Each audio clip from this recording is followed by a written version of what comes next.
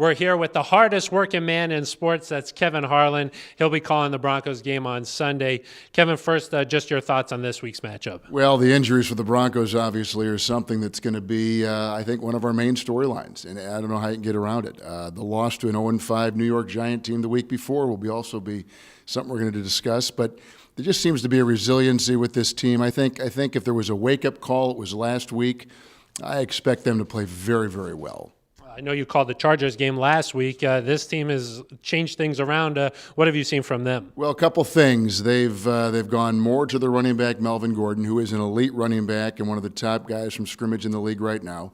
They've started to use a young, talented tight end named Hunter Henry. And he is a guy that is emerging. He'll be taking the place of Antonio Gates when he retires. So they've realigned their offense a little bit. They're using more fullback. They're putting Rivers under center, which is better for the run game. And I think in midstream they saw themselves 0-4, and they said we can't go on the way we're going on. And they changed, and I give them credit for it. And they've looked great the last 2 weeks. Should be a heck of a matchup. I got to ask you about your schedule.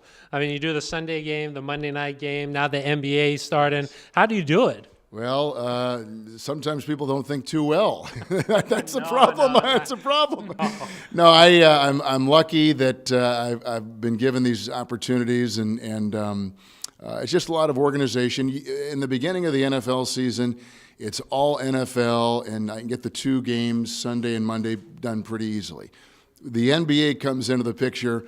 Now I'm kind of divided down the middle. And so you begin to prioritize your week in terms of preparation. Am I as prepared as I was week 1 in the NFL as I am now with all these things going on?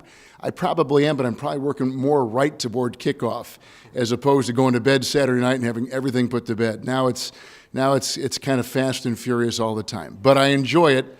I hate being away from home, but I love the games and consider myself incredibly fortunate. Probably hit the biggest shot in Cavs history. They're going up. Oh, my goodness. You had a tough call on Tuesday night with the Gordon Hayward injury. As a broadcaster, how do you handle that?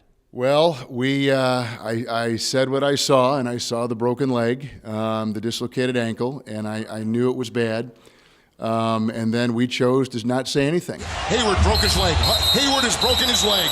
Hayward has broken his leg. To be quite honest, we chose to lay out. I thought we had some incredibly talented people in our truck, and they captured the faces and the emotion, and the expressions were, if a picture's worth 1,000 words, you have nothing to say. And that's kind of what that situation was. And we could only sit there and watch like everybody else and hope and pray for the kid. It was a horrific injury. A tough spot for you there.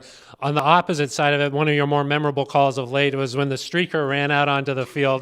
Somebody has run out on the field. Some goofball in a hat and a red shirt. Now he takes off the shirt. He's running down the middle by the 50. What inspired you to just go on with that? You have gone from one end to the other here, haven't you, Phil? Yeah, I can see that. I was doing it with Kurt Warner, and it was in the third quarter, and it was a boring game. It was 21-0. There wasn't much going on, and this kid jumped on the field, and no one tackled him. I mean, usually when someone runs out on the field, there are all these security guys that just come out of nowhere, and they just convene on the guy, and that was not the case. The kid ran like he was a player in a game. Then he reversed field and went the other way. He's bare-chested and banging his chest. Now he runs the opposite way. He runs at the 50. He runs at the 40. The guy is drunk. And he was yelling and screaming and waving his arms and everything else. So I was doing radio, and I said what I saw. Like I said before, and that's what happened. I was a little concerned after, I will tell you, I didn't think it was any big deal. And then after the game, we're driving back to the San Francisco airport, and people go, people love that call. And I said, what, one of the touchdown calls? I go, no, the guy running on the field. So we had, and I was a little, the league does not like us talking about it, but it was radio, and so you couldn't see him, so you had no idea who it was.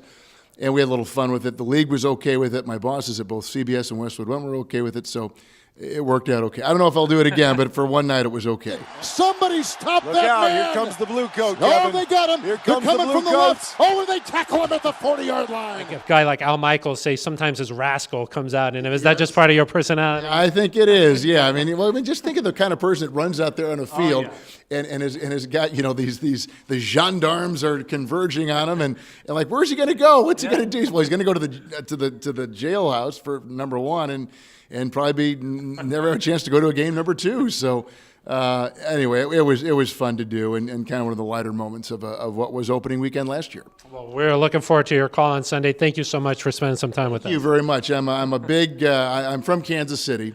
I grew up a big Broncos fan and the Chiefs fan. Our son goes to the University of Denver, so we have a lot of very close tie with the city and have admired the organization from afar. So it's always a pleasure to do the Broncos.